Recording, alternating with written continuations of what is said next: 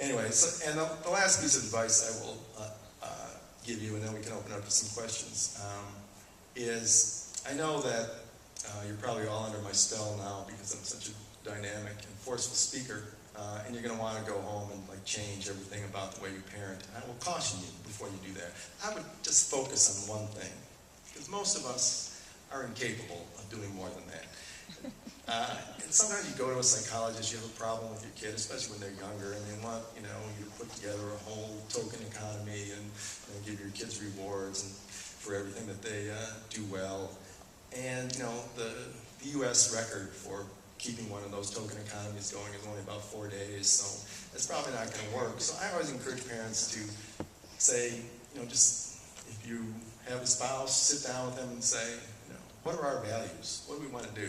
If you find you have no values, I recommend that you make some up and transmit them to your children, because it really doesn't matter as long as they feel that there's something that they can believe in. Children need the world in black and white much more than the grays that we all experience. And then stick to your guns. If your kids are mean to each other, you don't want that to happen. I know when our kids were younger, they started to say shut up all the time. They were saying it to each other, they started to say it to us. And their mom, who was raised in a very proper home in South America, said this is unacceptable. So we put a little plan together and we said, all right, whoever says shut up, it's 50 cents off your allowance. One child lost all her allowance in about the next 15 minutes, but the problem went away because we could focus on the one thing and we enforced it. Later on, we couldn't get them to sit still at the dinner table. You ever have this problem? You put the food on the table, the older one gets up, steals the tater tots from the younger one, and the younger one says, oh, I think Barbie wants to eat with us, and she goes and brings Barbie back to the table. Turns out Barbie's not even hungry. Just a little salad, please.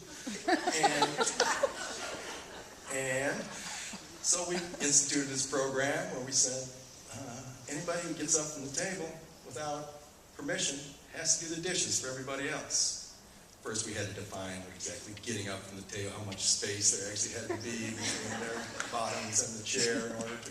But after we got all that taken care of, it took one time, one child doing the dishes, and it was never a problem again. In fact, a couple weeks after we instituted the program, they had a friend over, and I saw my daughter turn to her and said, "Don't get up."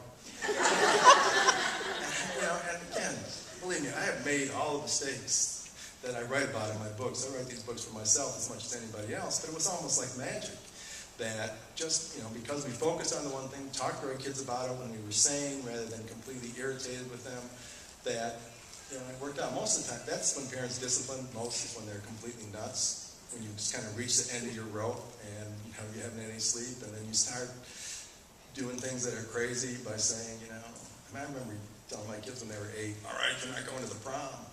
That was dumb. That's not going to stick. We institute these rules we're never going to live up to, or we don't even remember because we say so many things to them. But just pick one thing, talk about it, have a family meeting. I always think those are great.